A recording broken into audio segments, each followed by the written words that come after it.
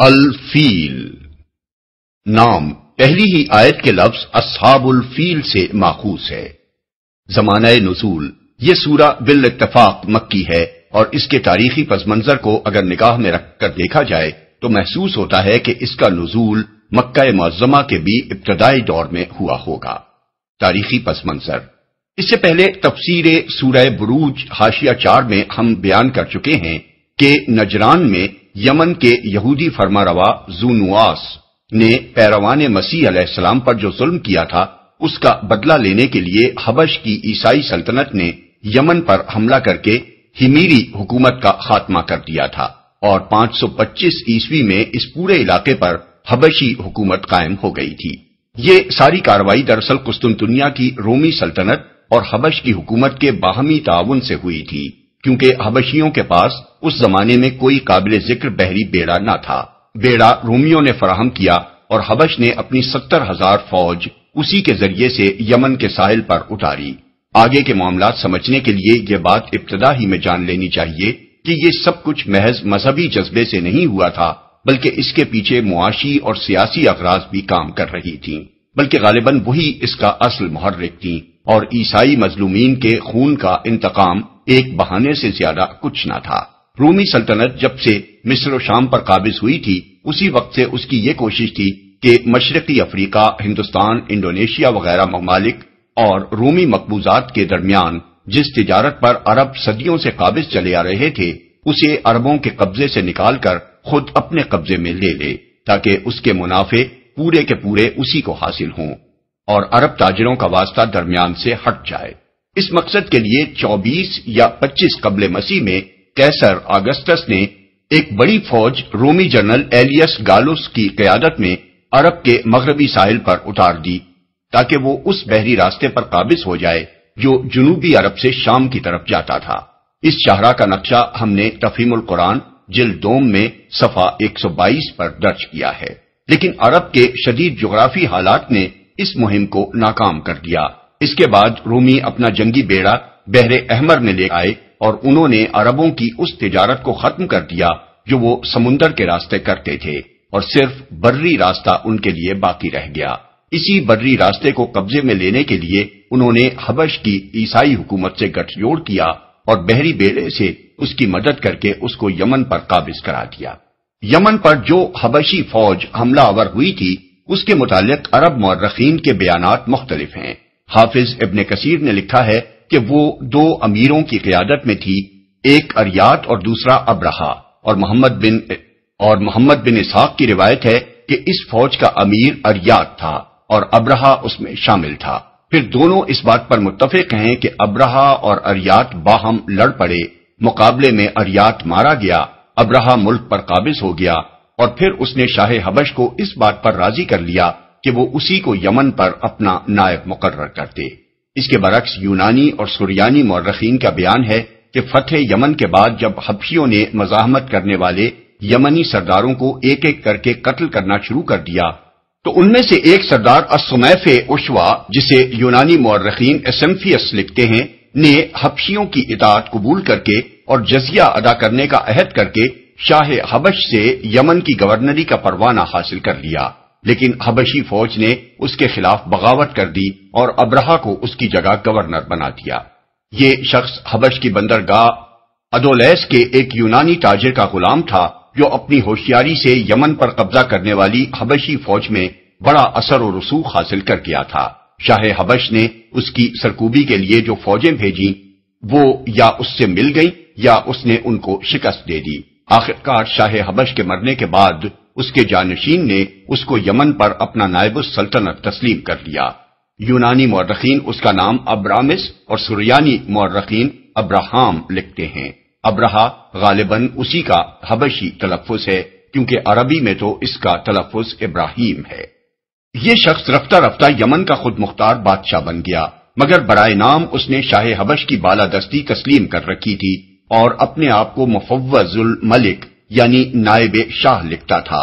اس نے جو اثر و رسوخ حاصل کر لیا تھا اس کا اندازہ اس امر سے کیا جا سکتا ہے کہ جب 543 عیسوی میں وہ سد معرب کی مرمت سے فارغ ہوا تو اس نے ایک عظیم الشان جشن منایا جس میں قیصر روم، شاہ ایران، شاہ ہیرا، شاہ غسان کے سفرا شریک ہوئے۔ اس کا مفصل تذکرہ اس کتبے میں درج ہے جو ابرہہ نے سد مارب پر لگایا تھا۔ یہ کتبہ آج بھی موجود ہے اور گلیزر نے اس کو نقل کیا ہے۔ مزید تفصیلات کے لیے ملاحظہ ہو تفہیم القرآن جلد 4 تفسیر سورہ سبا حاشیہ 37۔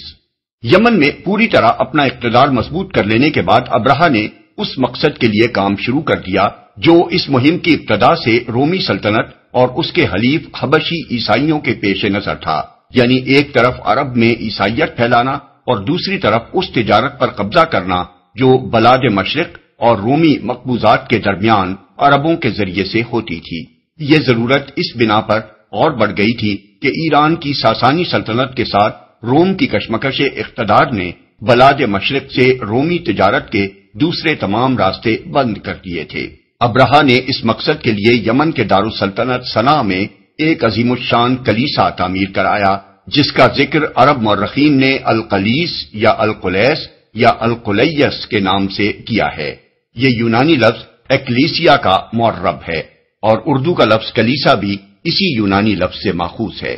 محمد بن اسحاق کی روایت ہے کہ اس کام کی تکمیل کے بعد اس نے شاہ حبش کو لکھا کہ میں عربوں کا حج کعبہ سے اس کلیسا کی طرف موڑے بغیر نہ رہوں گا۔ یمن پر سیاسی اقتدار حاصل کرنے کے بعد عیسائیوں کی مسلسل یہ کوشش رہی کہ کعبہ کے مقابلے میں ایک دوسرا کعبہ بنائیں اور عرب میں اس کی مرکزیت قائم کر دیں۔ چنانچہ انہوں نے نجران میں بھی ایک کعبہ بنایا تھا جس کا ذکر ہم تفسیر سورہ بروج حاشیہ 4 میں کر چکے ہیں۔ ابن کثیر نے لکھا ہے کہ اس نے یمن میں علل اعلان اپنے اس ارادے کا اظہار کیا اور اس کی منادی کرا دی۔ اس کی اس حرکت کا مقصد ہمارے نزدیک یہ تھا کہ عربوں کو غصہ دلائے تاکہ وہ کوئی ایسی کارروائی کریں جس سے اس کو مکہ پر حملہ کرنے اور کعبے کو منہدم کرنے کا بہانہ مل جائے۔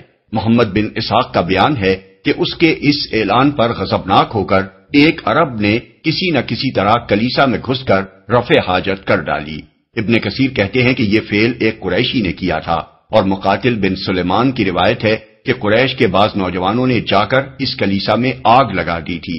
ان میں سے کوئی واقعہ بھی اگر پیش آیا ہو تو کوئی قابل تعجب امر نہیں ہے کیونکہ ابرہہ کا یہ اعلان یقیناً سخت اشتعال انگیز تھا اور قدیم جاہلیت کے دور میں اس پر کسی عرب یا قریشی یا چند قریشی نوجوانوں کا مشتعل ہو کر کلیسا کو گندا کر دینا یا اس میں آگ لگا دینا کوئی ناقابل فہم بات نہیں ہے۔ لیکن یہ بھی کچھ بعید نہیں کہ ابرہہ نے خود اپنے کسی آدمی سے خفیہ طور پر ایسی کوئی حرکت کرائی ہو تاکہ اسے مکہ پر چڑھائی کرنے کا بہانہ مل جائے اور اس طرح وہ قریش کو تباہ اور تمام اہل عرب کو مرعوب کر کے اپنے دونوں مقصد حاصل کر لے۔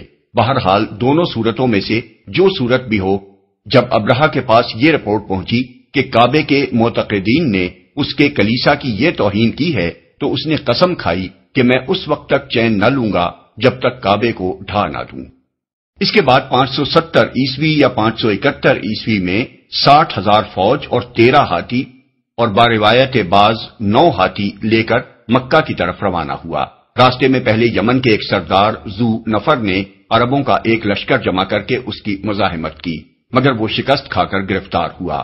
پھر خصم کے علاقے میں ایک عرب سردار نفیل بن حبیب خصمی اپنے قبیلے کو لے کر مقابلے پر آیا مگر وہ بھی شکست کھا کر گرفتار ہوا اور اس نے اپنی جان بچانے کے لیے بدرقے کی خدمت انجام دینا قبول کر لیا۔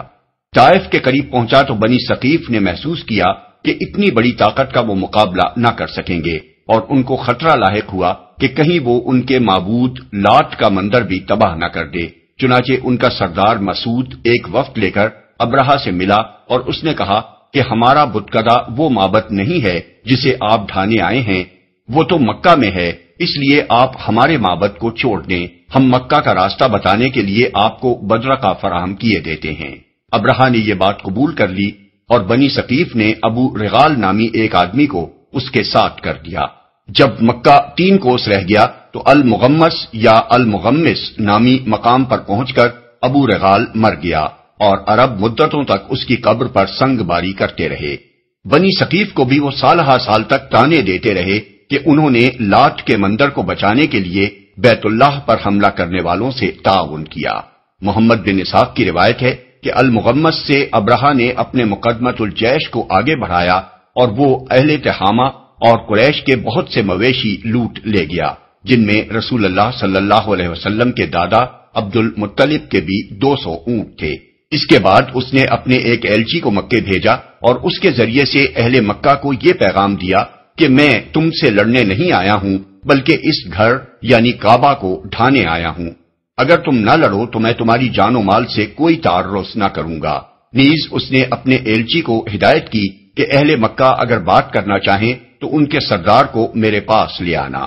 مکے کے سب سے بڑے سردار اس وقت عبد المطلب تھے۔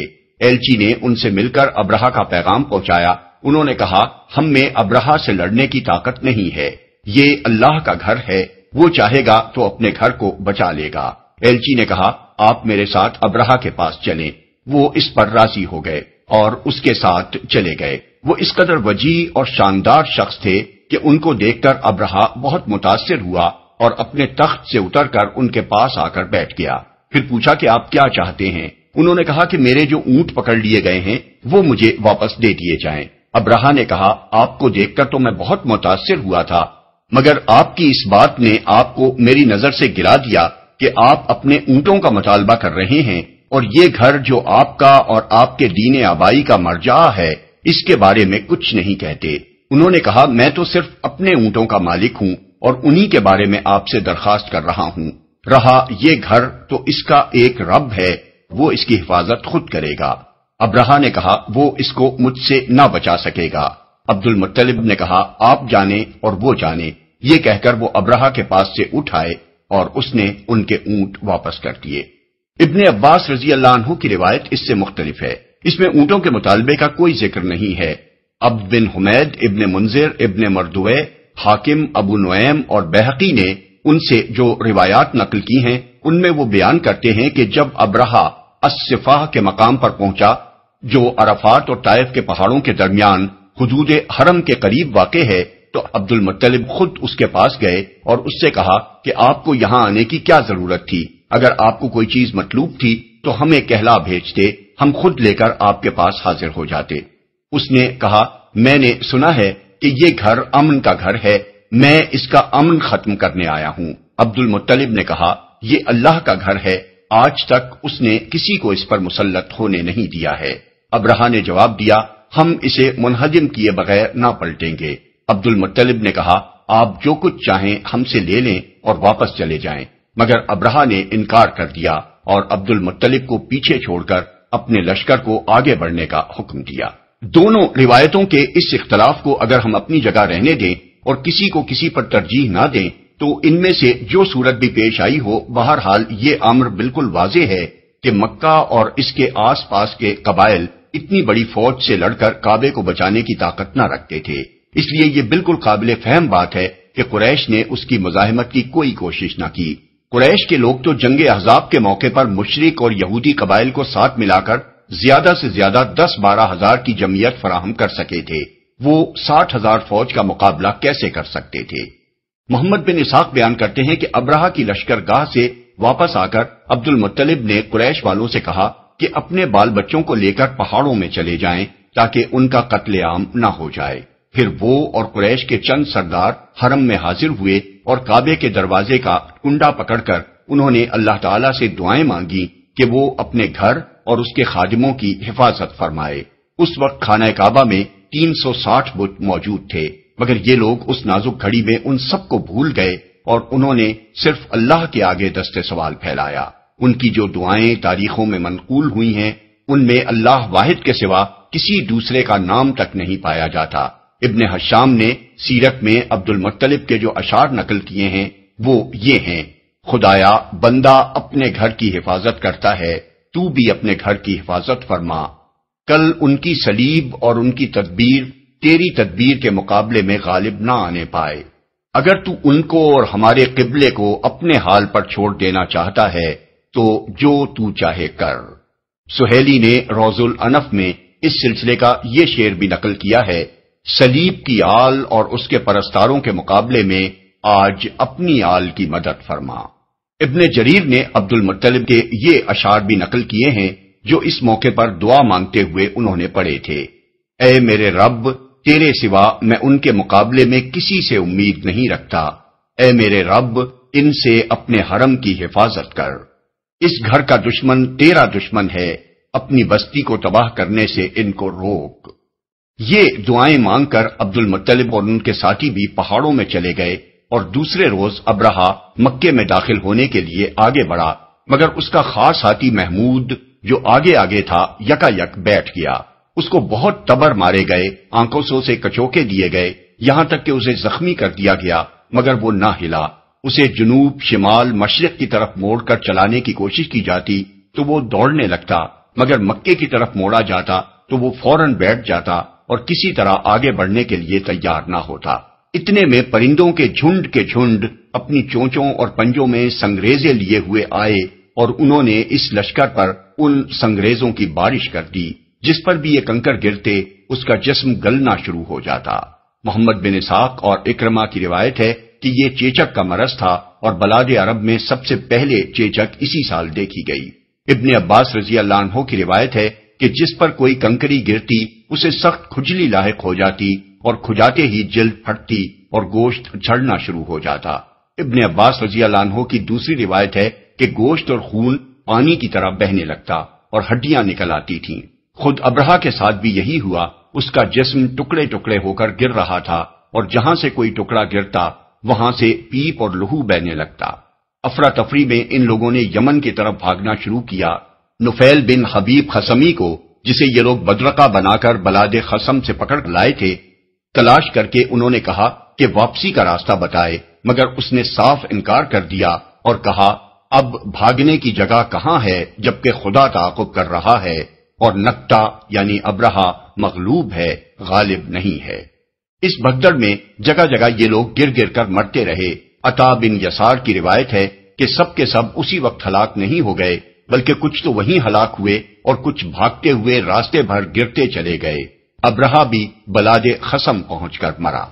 اللہ تعالیٰ نے حبشیوں کو صرف یہی سزا دینے پر اکتفا نہ کیا، بلکہ 3-4 سال کے اندر یمن سے حبشی اقتدار ہمیشہ کے لیے ختم کر دیا۔ تاریخ سے معلوم ہوتا ہے کہ واقعہ فیل کے بعد یمن میں ان کی طاقت بالکل ٹوٹ گئی۔ جگہ جگہ یمنی سردار علم بغاوت لے کر اٹھ کھڑے ہوئے۔ پھر ایک یمنی سردار سیف بن ذی یزن نے شاہ ایران سے فوجی مدد طلب کی، اور ایران کی صرف 1000 فوج جو 6 جہازوں کے ساتھ آئی تھی، حبشی حکومت کا خاتمہ کر دینے کے لیے کافی ہو گئی۔ یہ 575 کا واقعہ ہے۔ یہ واقعہ مزدلفہ اور منا کے درمیان وادی محصب کے قریب محصر کے مقام پر پیش آیا تھا۔ صحیح مسلم اور ابو داؤد کی روایت کے مطابق رسول اللہ صلی اللہ علیہ وسلم کے حجت الوداع کا جو قصہ امام جعفر صادق نے اپنے والد ماجد امام محمد باقر سے اور انہوں نے حضرت جابر بن عبداللہ سے نقل کیا ہے، اس میں وہ بیان فرماتے ہیں کہ رسول اللہ صلی اللہ علیہ وسلم جب مزدلفہ سے منا کی طرف چلے تو محصر کی وادی میں آپ نے رفتار تیز کر دی۔ امام نووی اس کی شرح کرتے ہوئے لکھتے ہیں کہ اصحاب الفیل کا واقعہ اسی جگہ پیش آیا تھا، اس لیے سنت یہی ہے کہ آدمی یہاں سے جلدی گزر جائے۔ موطا میں امام مالک روایت کرتے ہیں کہ حضور صلی اللہ علیہ وسلم نے فرمایا کہ مزدلفہ پورا کا پورا ٹھہرنے کا مقام ہے، مگر محصر کی وادی میں نہ ٹھہرا جائے۔ نفیل بن حبیب کے جو اشعار ابن اسحاق نے نقل کیے ہیں، ان میں وہ اس واقعے کا آنکھوں دیکھا حال بیان کرتا ہے۔ اے روینا، کاش تو دیکھتی اور تو نہیں دیکھ سکے گی جو کچھ ہم نے وادی محصب کے قریب دیکھا۔ میں نے اللہ کا شکر کیا جب میں نے پرندوں کو دیکھا، اور مجھے ڈر لگ رہا تھا کہ کہیں پتھر ہم پر نہ آ پڑیں۔ ان لوگوں میں سے ہر ایک نفیل کو ڈھونڈ رہا تھا، گویا کہ میرے اوپر حبشیوں کا کوئی قرض آتا تھا۔ یہ اتنا بڑا واقعہ تھا کہ جس کی تمام عرب میں شہرت ہو گئی، اور اس پر بہت سے شعراء نے قصائد کہے۔ ان قصائد میں یہ بات بالکل نمایاں ہے کہ سب نے اسے اللہ تعالی کی قدرت کا اعجاز قرار دیا، اور کہیں اشارتاً کنایتاً بھی یہ نہیں کہا کہ اس میں ان بتوں کا بھی کوئی دخل تھا جو کعبے میں پوجے جاتے تھے۔ مثال کے طور پر عبداللہ ابن زبارہ کہتا ہے، 60,000 تھے جو اپنی سرزمین کی طرف واپس نہ جا سکے، اور نہ واپس ہونے کے بعد ان کا بیمار یعنی ابرہہ زندہ رہا۔ یہاں ان سے پہلے عاد اور جرہم تھے، اور اللہ بندوں کے اوپر موجود ہے جو اسے قائم رکھے ہوئے ہے۔ ابو قیس بن اسلت کہتا ہے، اٹھو اور اپنے رب کی عبادت کرو اور مکہ و منا کی پہاڑیوں کے درمیان بیت اللہ کے کونوں کو مسح کرو۔ جب عرش والے کی مدد تمہیں پہنچی تو اس بادشاہ کے لشکروں نے ان لوگوں کو اس حال میں پھیر دیا کہ کوئی خاک میں پڑا تھا اور کوئی سنگسار کیا ہوا تھا۔ یہی نہیں بلکہ حضرت ام ہانی اور حضرت زبیر بن العوام کی روایت ہے کہ رسول اللہ صلی اللہ علیہ وسلم نے فرمایا، قریش نے 10 سال اور بروایت بعض 7 سال تک اللہ وحدہ لا شریک کے سوا کسی کی عبادت نہ کی۔ ام ہانی کی روایت امام بخاری نے اپنی تاریخ میں اور طبرانی، حاکم، ابن مردوے اور بیہقی نے اپنی کتب حدیث میں نقل کی ہے۔ حضرت زبیر کا بیان طبرانی اور ابن مردوے اور ابن عساکر نے روایت کیا ہے، اور اس کی تائید مزید حضرت سعید بن مسیب کی اس مرسل روایت سے ہوتی ہے جو خطیب بغدادی نے اپنی تاریخ میں درج کی ہے۔ جس سال یہ واقعہ پیش آیا، اہل عرب اسے عام الفیل یعنی ہاتھیوں کا سال کہتے ہیں، اور اسی سال رسول اللہ صلی اللہ علیہ وسلم کی ولادت مبارکہ ہوئی۔ محدثین اور مورخین کا اس بات پر قریب قریب اتفاق ہے کہ اصحاب الفیل کا واقعہ محرم میں پیش آیا تھا اور حضور کی ولادت ربیع الاول میں ہوئی تھی۔ اکثریت یہ کہتی ہے کہ آپ کی ولادت واقع فیل کے 50 دن بعد ہوئی۔ مقصود کلام، جو تاریخی تفصیلات اوپر درج کی گئی ہیں ان کو نگاہ میں رکھ کر سورہ فیل پر غور کیا جائے تو یہ بات اچھی طرح سمجھ میں آ جاتی ہے کہ اس سورہ میں اس قدر اختصار کے ساتھ صرف اصحاب الفیل پر اللہ تعالیٰ کے عذاب کا ذکر کر دینے پر کیوں اکتفا کیا گیا ہے۔ واقعہ کچھ بہت پرانا نہ تھا، مکے کا بچہ بچہ اس کو جانتا تھا، عرب کے لوگ عام طور پر اس سے واقف تھے، تمام اہل عرب اس بات کے قائل تھے کہ ابرہہ کے اس حملے سے کعبے کی حفاظت کسی دیوی یا دیوتا نے نہیں بلکہ اللہ تعالیٰ نے کی تھی۔ اللہ ہی سے قریش کے سرداروں نے مدد کے لیے دعائیں مانگی تھیں، اور چند سال تک قریش کے لوگ اس واقعے سے اس قدر متاثر رہے تھے کہ انہوں نے اللہ کے سوا کسی کی عبادت نہ کی تھی۔ اس لیے سورہ فیل میں ان تفصیلات کے ذکر کی حاجت نہ تھی، بلکہ صرف اس واقعے کو یاد دلانا کافی تھا تاکہ قریش کے لوگ خصوصاً اور اہل عرب عموماً اپنے دلوں میں اس بات پر غور کریں کہ محمد صلی اللہ علیہ وسلم جس چیز کی طرف دعوت دے رہے ہیں وہ آخر اس کے سوا اور کیا ہے کہ تمام دوسرے معبودوں کو چھوڑ کر صرف اللہ وحدہ لا شریک کی عبادت کی جائے۔ نیز وہ یہ بھی سوچ لیں کہ اگر اس دعوت حق کو دبانے کے لیے انہوں نے زور زبردستی سے کام لیا تو جس خدا نے اصحاب الفیل کا تہس نہس کیا تھا اسی کے غضب میں وہ گرفتار ہوں گے۔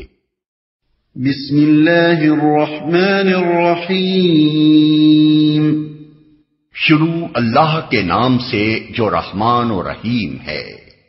أَلَمْ تَرَ كَيْفَ فَعَلَ رَبُّكَ بِأَصْحَابِ الْفِيلِ؟ تم نے دیکھا نہیں کہ تمہارے رب نے ہاتھی والوں کے ساتھ کیا کیا؟ تم نے دیکھا نہیں۔ خطاب بظاہر نبی صلی اللہ علیہ وسلم سے ہے، مگر اصل مخاطب نہ صرف قریش بلکہ عرب کے عام لوگ ہیں جو اس سارے قصے سے خوب واقف تھے۔ قرآن مجید میں بکثرت مقامات پر الم ترا یعنی کیا تم نے نہیں دیکھا کہ الفاظ استعمال ہوئے ہیں، اور ان سے مقصود نبی صلی اللہ علیہ وسلم کو نہیں بلکہ عام لوگوں کو مخاطب کرنا ہے۔ مثال کے طور پر آیات ذیل ملاحظہ ہوں، سورہ ابراہیم آیت 19، سورہ الحج آیت 18 اور 65، سورہ النور آیت 43، سورہ لقمان آیات 29 تا 31، سورہ فاطر آیت 27، سورہ الزمر آیت 21۔ پھر دیکھنے کا لفظ اس مقام پر اس لیے استعمال کیا گیا ہے کہ مکہ اور اطراف مکہ اور عرب کے ایک وسیع علاقے میں مکے سے یمن تک ایسے بہت سے لوگ اس وقت زندہ موجود تھے جنہوں نے اپنی آنکھوں سے اصحاب الفیل کی تباہی کا واقعہ دیکھا تھا، کیونکہ اس واقعے کو گزرے ہوئے 40-45 سال سے زیادہ زمانہ نہیں ہوا تھا، اور سارا عرب ہی اس کی ایسی متواتر خبریں دیکھنے والوں سے سن چکا تھا کہ یہ واقعہ لوگوں کے لیے آنکھوں دیکھے واقعے کی طرح یقینی تھا۔ کیا کیا؟ یہاں اللہ تعالیٰ نے کوئی تفصیل اس امر کی بیان نہیں کی کہ یہ ہاتھی والے کون تھے، کہاں سے آئے تھے اور کس غرض کے لیے آئے تھے، کیونکہ یہ باتیں سب کو معلوم تھیں۔ أَلَمْ يَجْعَلْ كَيْدَهُمْ فِي تَضْلِيلٍ وَأَرْسَلَ عَلَيْهِمْ طَيْرًا أَبَابِيلَ ترميهم بحجارة من سجيل فجعلهم كعصف مأكول۔ کیا اس نے ان کی تدبیر کو اکارت نہیں کر دیا اور ان پر پرندوں کے جھنڈ بھیج دیے جو ان پر پکی ہوئی مٹی کے پتھر پھینک رہے تھے، پھر ان کا یہ حال کر دیا جیسے جانوروں کا کھایا ہوا بھوسا۔ ان کی تدبیر، اصل میں لفظ قید استعمال کیا گیا ہے جو کسی شخص کو نقصان پہنچانے کے لیے خفیہ تدبیر کے معنی میں بولا جاتا ہے۔ سوال یہ ہے کہ یہاں خفیہ کیا چیز تھی؟ 60,000 کا لشکر کئی ہاتھی لیے ہوئے علانیہ یمن سے مکہ آیا تھا اور اس نے یہ بات چھپا کر نہیں رکھی تھی کہ وہ کعبے کو ڈھانے آیا ہے، اس لیے یہ تدبیر تو خفیہ نہ تھی۔ البتہ جو بات خفیہ تھی وہ حبشیوں کی یہ غرض تھی کہ وہ کعبے کو ڈھا کر قریش کو کچل کر اور تمام اہل عرب کو مروب کر کے تجارت کا وہ راستہ عربوں سے چھین لینا چاہتے تھے جو جنوب عرب سے شام و مصر کی طرف جاتا تھا۔ اس غرض کو انہوں نے چھپا رکھا تھا اور ظاہر یہ کیا تھا کہ ان کے کلیسا کی جو بے حرمتی عربوں نے کی ہے اس کا بدلہ وہ ان کا معبد ڈھا کر لینا چاہتے ہیں۔ اکارت نہیں کر دیا، اصل الفاظ ہیں فی تدلیل، یعنی ان کی تدبیر کو اس نے گمراہی میں ڈال دیا، لیکن محاورے میں کسی تدبیر کو گمراہ کرنے کا مطلب اسے ضائع کر دینا اور اسے اپنا مقصد حاصل کرنے میں ناکام کر دینا ہے۔ جیسے ہم اردو زبان میں کہتے ہیں کہ فلاں شخص کا کوئی داؤں نہ چل سکا یا اس کا کوئی تیر نشانے پر نہ بیٹھا۔ قرآن مجید میں ایک جگہ فرمایا گیا ہے وما قید الکافرین الا فی ضلال، یعنی مگر کافروں کی چال اکارت ہی گئی، سورہ المومن آیت 25۔ اور دوسری جگہ ارشاد ہوا وَأَنَّ اللَّهَ لَا يَهْدِي قَيْدَ الْخَائِنِينَ، یعنی اور یہ کہ اللہ خائنوں کی چال کو کامیابی کی راہ پر نہیں لگاتا، سورہ یوسف آیت 52۔ اہل عرب امراء القیس کو الملک الذلیل یعنی ضائع کرنے والا بادشاہ کہتے تھے کیونکہ اس نے اپنے باپ سے پائی ہوئی بادشاہی کو کھو دیا تھا۔ جھنڈ بھیج دیے، اصل میں طیرن ابابیل کے الفاظ استعمال ہوئے ہیں۔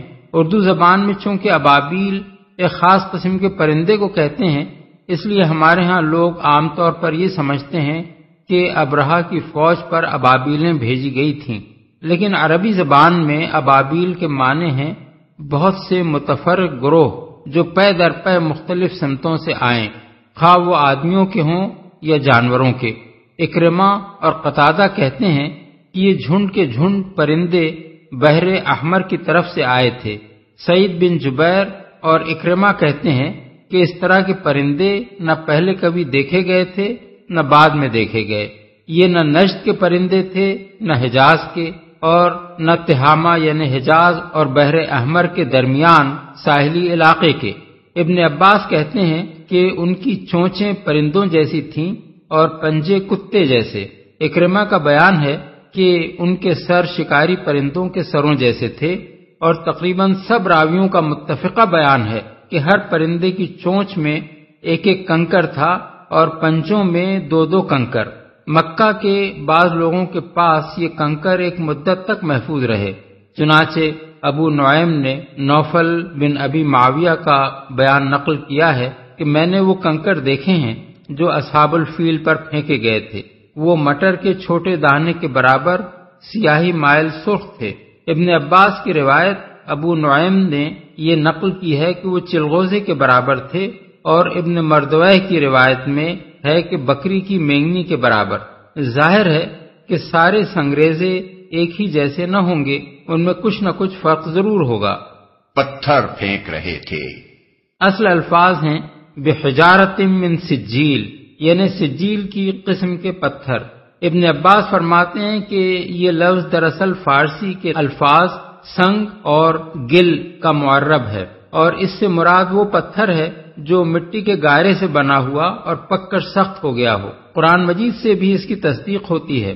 سورہ ہود آیت 82 اور سورہ ہجر آیت 74 میں کہا گیا ہے کہ قوم لوط پر سجیل کی قسم کے پتھر برسائے گئے تھے، اور انہی پتھروں کے متعلق سورہ زاریات آیت 33 میں فرمایا گیا ہے کہ وہ حجارت من طین یعنی مٹی کے گارے سے بنے ہوئے پتھر تھے۔ مولانا حمید الدین فراہی مرحوم و مغفور، جنہوں نے عہد حاضر میں قرآن مجید کے معانی و مطالب کی تحقیق پر بڑا قیمتی کام کیا ہے، اس آیت میں ترمیہم کا فاعل اہل مکہ اور دوسرے اہل عرب کو قرار دیتے ہیں جو علم ترا کے مخاطب ہیں، اور پرندوں کے متعلق فرماتے ہیں کہ وہ سنگریزے نہیں پھینک رہے تھے بلکہ اس لیے آئے تھے کہ اصحاب الفیل کی لاشوں کو کھائیں۔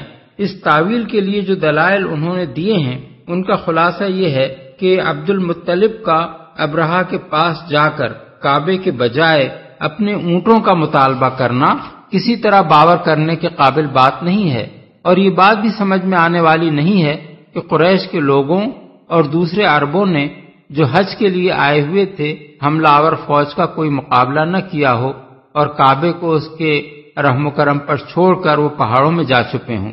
اس لیے صورت واقعہ دراصل یہ ہے کہ عربوں نے ابرہہ کے لشکر کو پتھر مارے اور اللہ تعالیٰ نے پتھراؤ کرنے والی طوفانی ہوا بھیج کر اس لشکر کا بھرکس نکال دیا، پھر پرندے ان لوگوں کی لاشیں کھانے کے لیے بھیجے گئے۔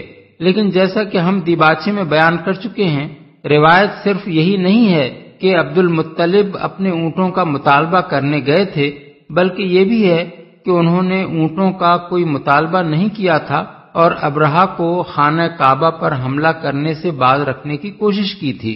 ہم یہ بھی بتا چکے ہیں کہ تمام معتبر روایات کی روح سے ابرہہ کا لشکر محرم میں آیا تھا جبکہ حجاج واپس جا چکے تھے، اور یہ بھی ہم نے بتا دیا ہے کہ 60,000 کے لشکر کا مقابلہ کرنا قریش اور آس پاس کے عرب قبائل کے بس کا کام نہ تھا۔ وہ تو غزوہ احزاب کے موقع پر بڑی تیاریوں کے بعد مشرکین عرب اور یہودی قبائل کی جو فوج لائے تھے وہ 10-12 ہزار سے زیادہ نہ تھی، پھر بھلا وہ 60,000 فوج کا مقابلہ کرنے کی کیسے ہمت کر سکتے تھے؟ تاہم ان ساری دلیلوں کو نظر انداز بھی کر دیا جائے اور صرف سورہ فیل کی ترتیب کلام کو دیکھا جائے تو یہ تعویل اس کے خلاف پڑتی ہے۔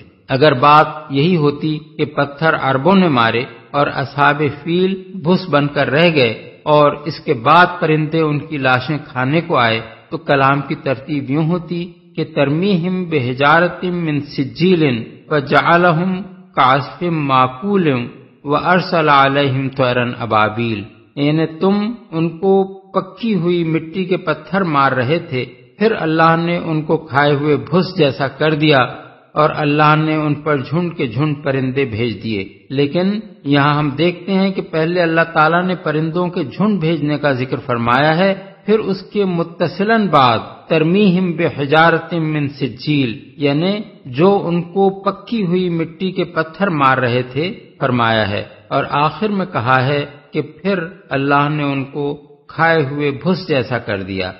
کھایا ہوا بھوسا اصل الفاظ ہیں کعصف معقول۔